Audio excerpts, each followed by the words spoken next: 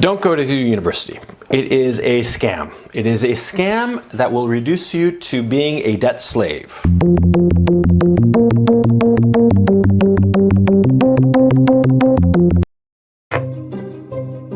We've got a student loan epidemic. It's a big deal. Is college still worth it?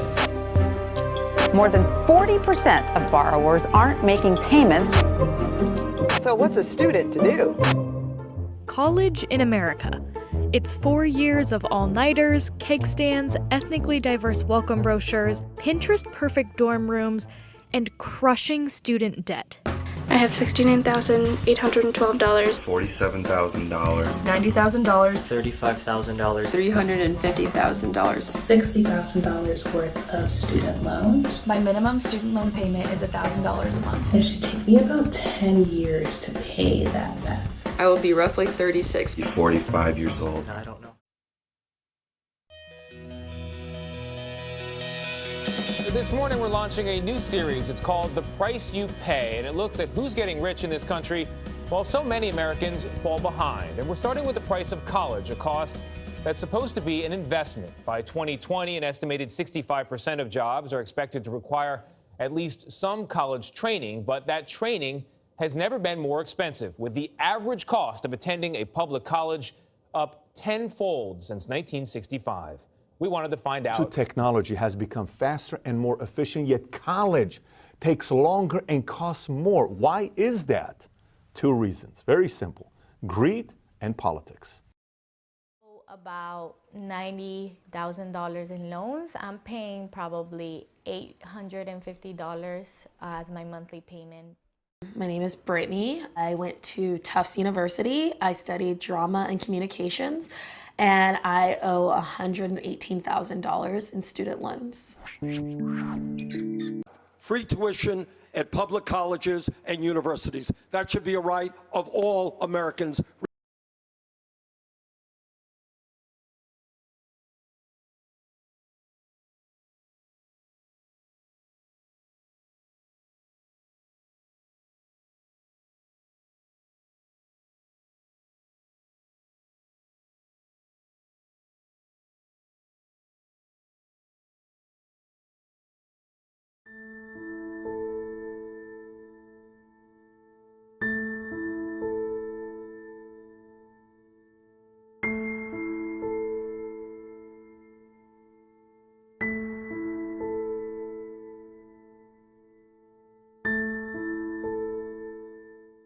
You know, when you were like in school, in like high school or junior high or whatever, you learned about indentured servants that were brought to America in the in the 18th and 17th centuries.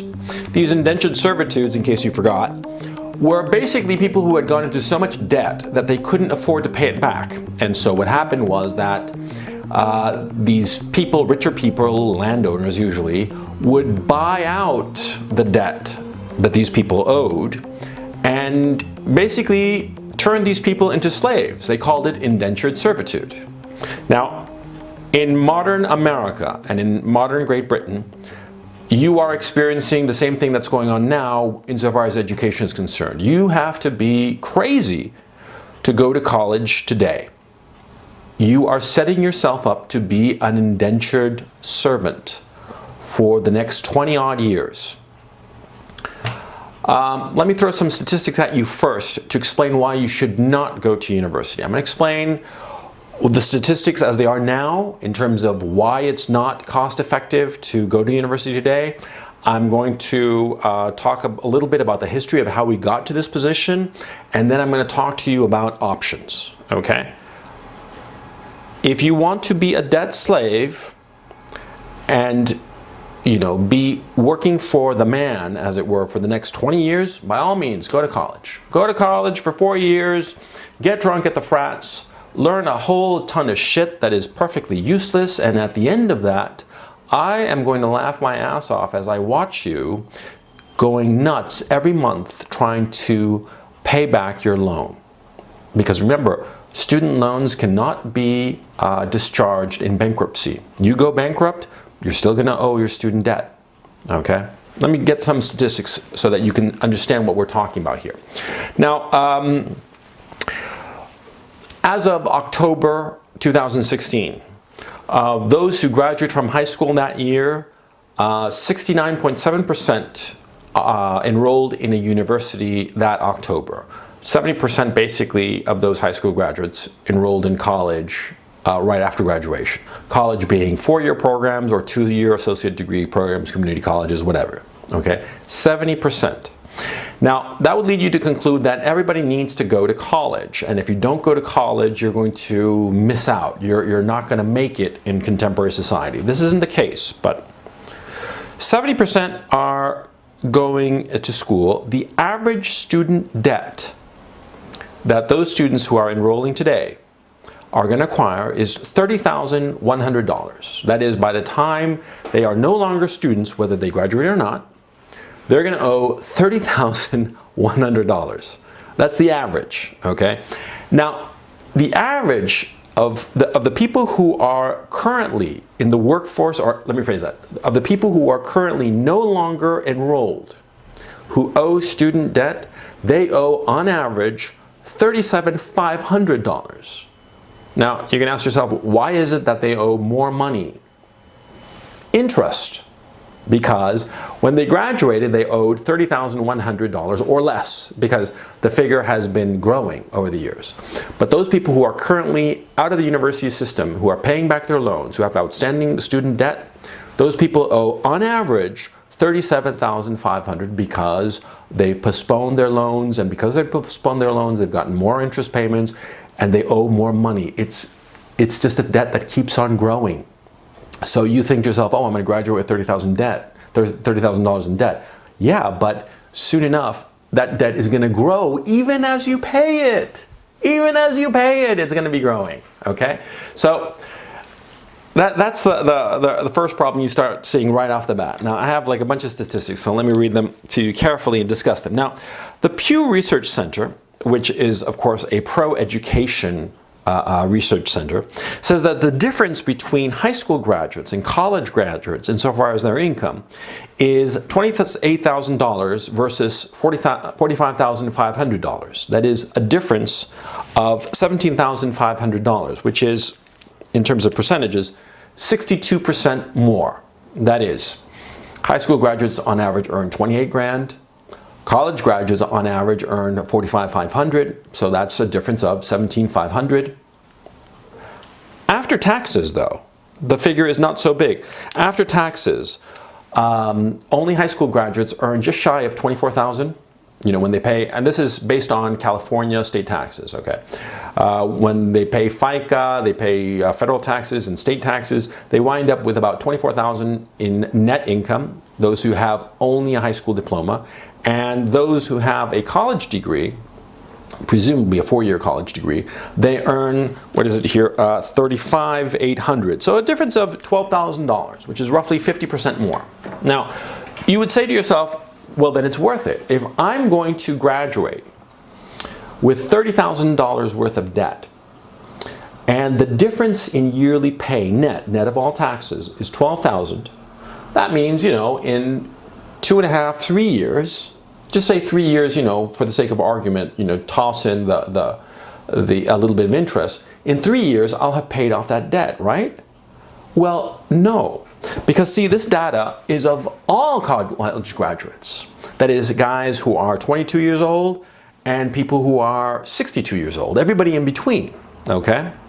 Now, what's undeniable is that those people who are currently in their 40s and 50s, who are college graduates, are earning a great deal more than people of their same age who are not college graduates, who only have a high school diploma. But you see, those people who are like my age, middle-aged farts, we graduated 20, 25 years ago, okay?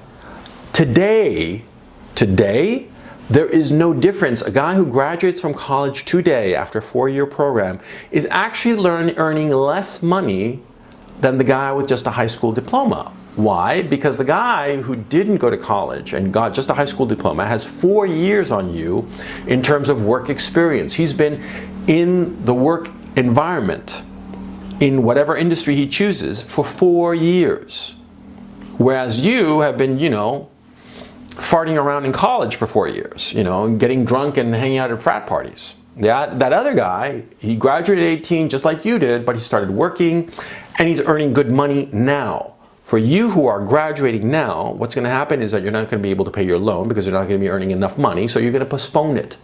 You're going to postpone it, and that'll add more money to your debt, and soon enough, it's not going to be $30,000, it'll be $37,500, which is the national average for people with outstanding loans. Do you know how long it takes people to pay off their debt? On average, it takes them 21 years. That's how long it takes them. I'm guessing you're hearing that siren sounding, and you know, very apropos to what I'm telling you. 21 years to pay off your student loan, okay?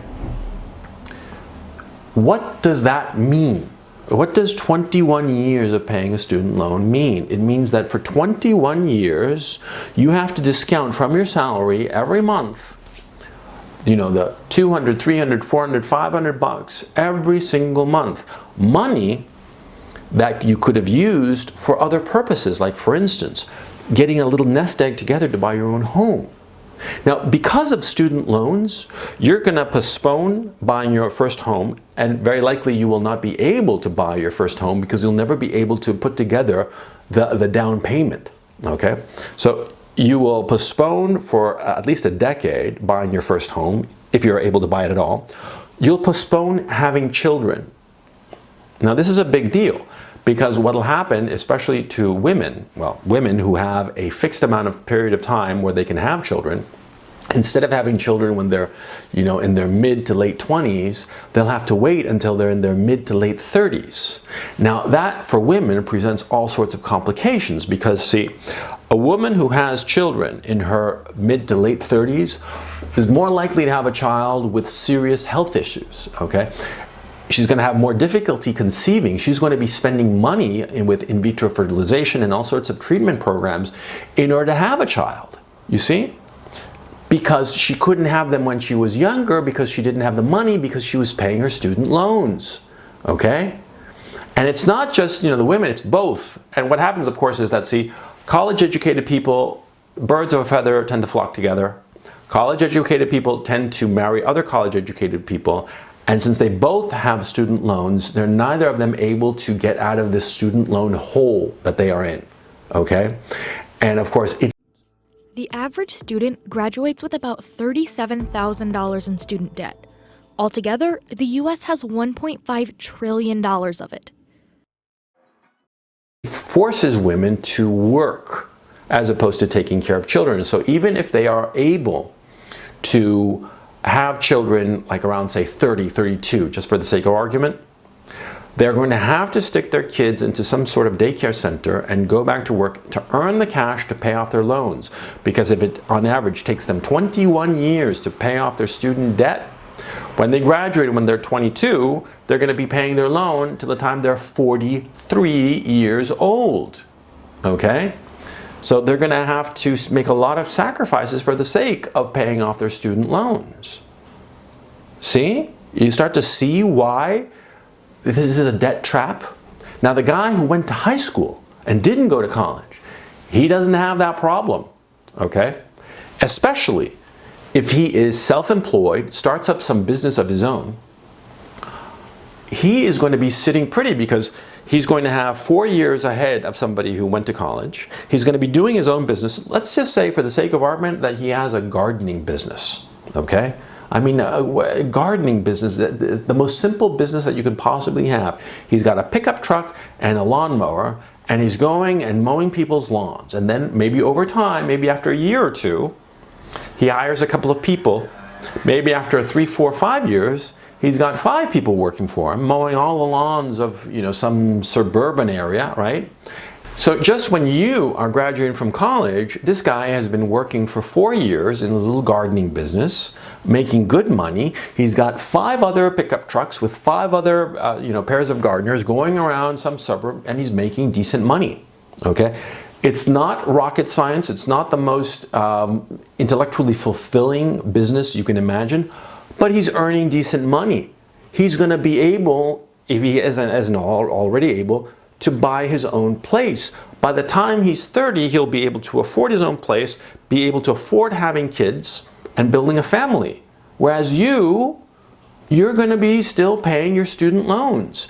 You're going to be living with your girlfriend who's in the same boat as you, still paying off student debt, you know, crazy, I mean, just going crazy that you don't lose your job, because if you lose your job, you know, you don't have any savings to fall back on because you haven't been able to save because you've been paying these student loans. And what do you have to show for it? You went for 4 years to this college, okay? And unless you go to an Ivy League school or a top-tier school, a college degree is not going to give you a leg up in just about any business. There are very few businesses where a college degree is actually necessary. I'm going to get to that in a second, because there are occupations where you need to have a college degree. But before we get into that, I want to talk about something, you know, I want rather you to understand why this is the case, why somebody today who does not go to college is going to wind up in a much better financial position than you are who go to college today. Okay? Now, why did this happen? Why is there so much debt? Well, because you see, 30, 40 years ago, it became a priority, a political priority, to have as many college-educated people as possible, because it was assumed that, see, people who have a college education tend to do better, or tended to do better. Not the case anymore, but 30, 40 years ago, that was the case. Now, why was this the case? Because 30, 40 years ago, only about 10% of the population went to college. And there were two kinds of people who went to college back in 1977, 1987. Those people whose parents were well off enough to afford to pay the college, and those people who were very smart, who probably came first-generation college graduates. But you see, those people, they were the top 10% of the population. Either they inherited their position because their parents were well off, or they earned their way into a college slot. But those people who went to college did get the better jobs, the managerial, professional jobs. They earned more money. They had a better lifestyle.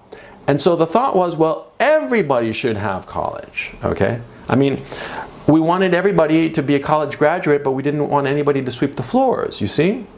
Everybody, you know, just assumed that everybody who goes to college and, you know, voila, everybody's going to be comfortably upper middle class, but that's just not the case.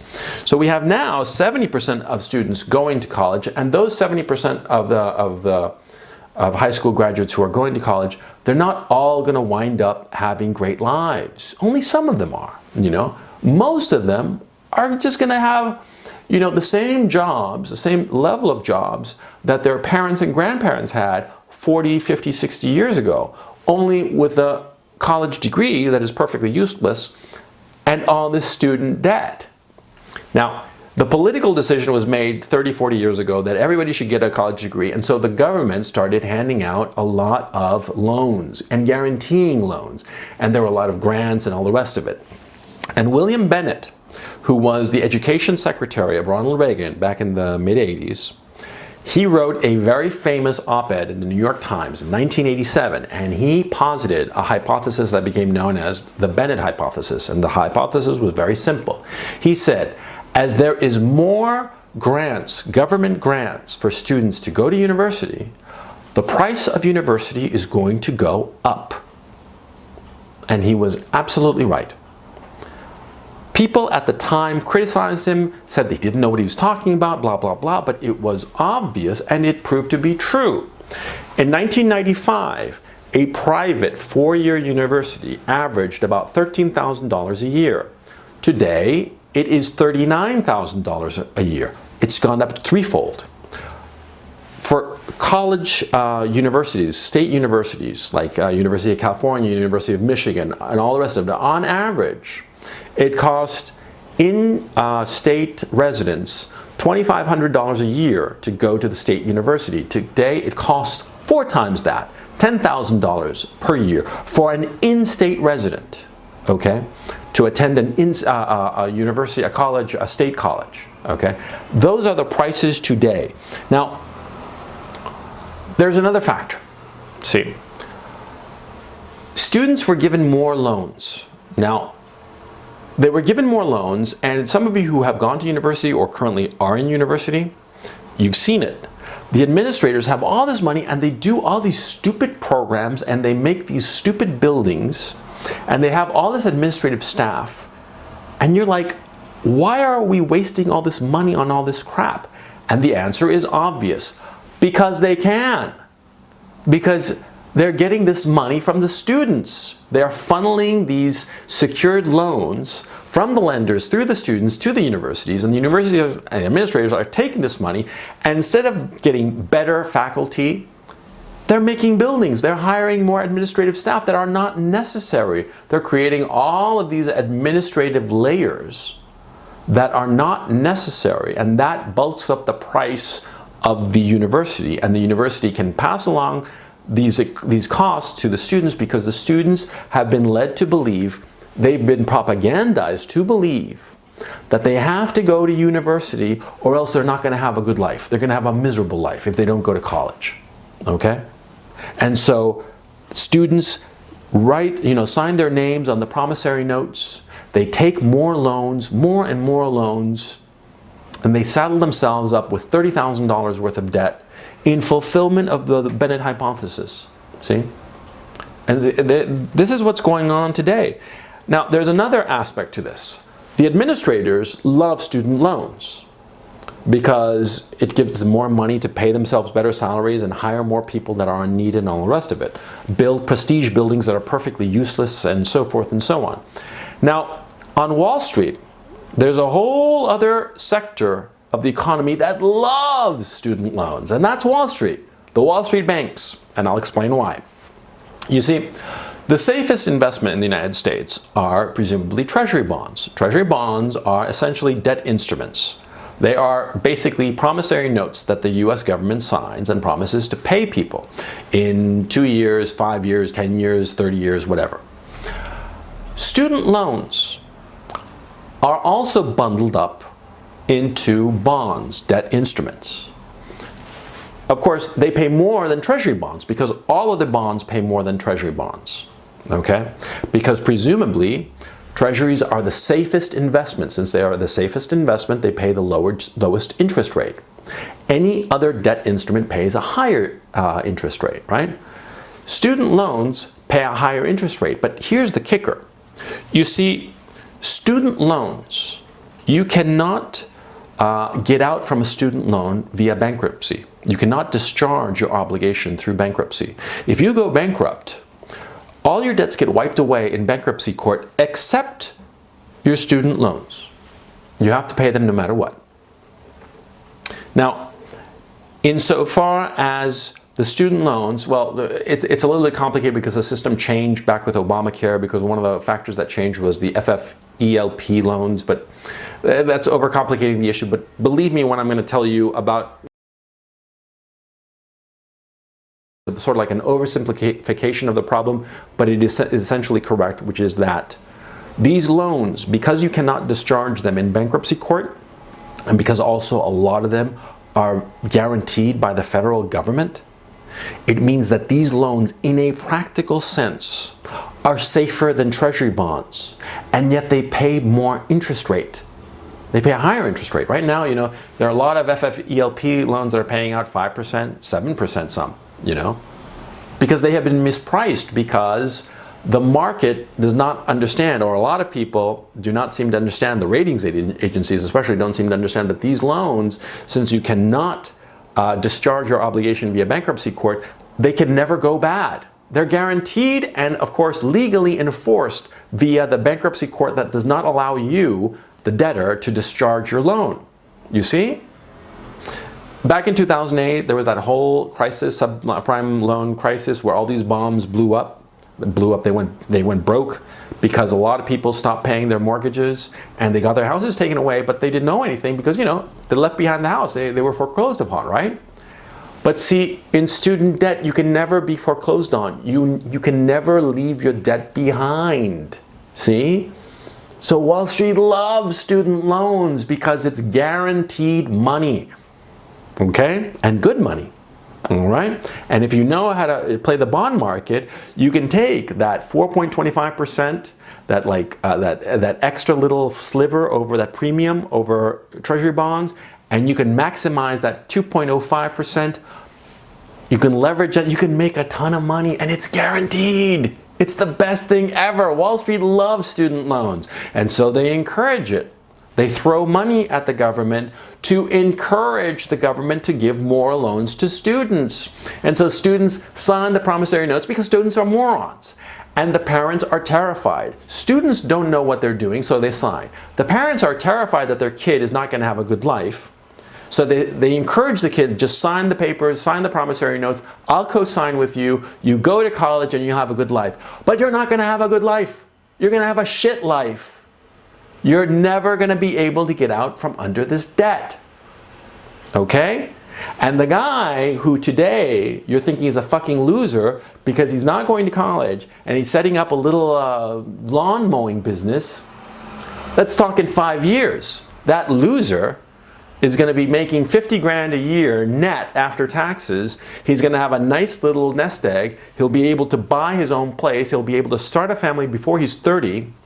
And you are going to be a barista in a fucking Starbucks waiting for your life to begin and watching as every month $200, $300, $400 of your pathetic, miserable little barista salary gets chopped off and sent to fucking Wall Streeters. How you like them apples, huh? See, that's the reality of the situation. You are getting fucked.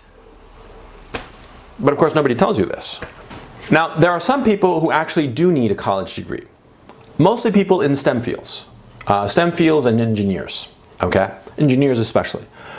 You need the accreditation from college, but also you need the training for those particular fields. I'm talking sciences, technology, engineering, math, okay? You need that. There are other professions like doctor. You have to go to college. You have to study organic chemistry. You have to study biology and so forth and so on before you can go to medical school, before you can go and get your master's or doctorate in engineering or computer sciences or what have you, okay? In those cases where college is essentially functioning as a trade school, in those cases, you have to go to college. You know, in tech, engineering, medicine, law, but I mean, who wants to be a lawyer? But that's another story. Now, of course, if you want to be an academic, if you want to be a professor of history, say, yes, of course, you have to go to college. But if you're going to go to college to find yourself and you don't really know what you want to do with your life, college is the worst place to go. You're setting yourself up for all this debt to fart around and grow a bit of maturity while in college. It would be cheaper for you to go to a shrink every day who charges you $100 a day, $100 a session rather, and go every single day, then go to college. College is a complete waste of your money, a complete waste of your time if you don't know what you're going for, if you don't know what career goals you have in mind. If you're just going to go there and try different things, you're going to be throwing money away, okay? And you're going to be wasting time. And you're not going to learn anything about yourself. You know why? Because you only learn about yourself when you have difficulties, when you confront difficulties and overcome them. You see? See, when you climb Mount Everest, it's fucking hard. And when you get to the top, you have discovered a lot about yourself. When you get to the top of Mount Everest, and more importantly, when you get to the bottom, okay? Because lots of people have gotten to the top of Mount Everest, but not all of them have gotten all the way down, okay? That kind of challenge, where it's touch and go whether you're going to survive, you learn there. In that situation, that's where you learn. Where, you know, there's the real possibility of failure. But colleges today will never flunk a student. Why? Because they don't want to antagonize their customers. Because administrators will do whatever is necessary to make sure that students don't flunk out. So if you take soft options, you know, of course there are going to be soft options. You know, these soft options of like, you know, women's studies, sociology of pop culture, crap like that. Stuff that is just a complete waste of your time. It sounds great. It sounds terrific. It sounds like a lot of fun. Oh yeah, I'm taking this class on Harry Potter. You know, it's a complete waste of your fucking time because it's not going to challenge you. You're going to be spending money through the roof and, more importantly, taking on debt through the nose to learn about fucking Harry Potter. you know, and the, you know, the epistemic reality of Hogwarts and some shit like that. You know, what the fuck? You are throwing money away. You are going to be wasting your time and digging a hole in yourself that will take you decades to get out of. So unless you know for a fact that you want to be an engineer, you want to be a doctor, you want to be something where you need the accreditation of college, if you're just going there to find yourself, don't go. Don't go, because you're just setting yourself up for failure. Okay? Go to college if you know exactly what you're studying. If you, for instance, want to get an MBA and work for a big corporation, then fucking A, go to college, get as good grades as you can, then go to MBA school. Now, I'll tell you right now, by the way, if you want to have a high-flying career in the corporate environment, like in New York and stuff, and like, you know, play at the big boys table, as it were, you're going to have to go to a name brand school, because if it's Palookaville College in Podunk, Kansas, nobody's going to give a shit about you. It's a perfectly useless degree, okay? So you have to go to a name brand school. I mean, you know, if you don't go to anything better than Northwestern, I mean, just pack it in, because you're not going to, people are not going to take you seriously just because you went to some shitty little college in the middle of flyover country, okay? You have to understand the reality of the situation. So, because I'm saying in a very disorganized way, see, if you are going to buy a credential, which is what you're doing when you go to university, you have to buy the right credential from the right university, not a crappy one, okay? Don't go to college. It is a waste of your time and money, and you will regret it for the rest of your life, because it will postpone your life and you will be a debt slave. This is modern indentured servitude. See, when people are indentured servants, they don't tell you. They don't come up to you and say, you know, you're an indentured servant. But that's the reality of this situation. Don't be a fool. Don't go to college.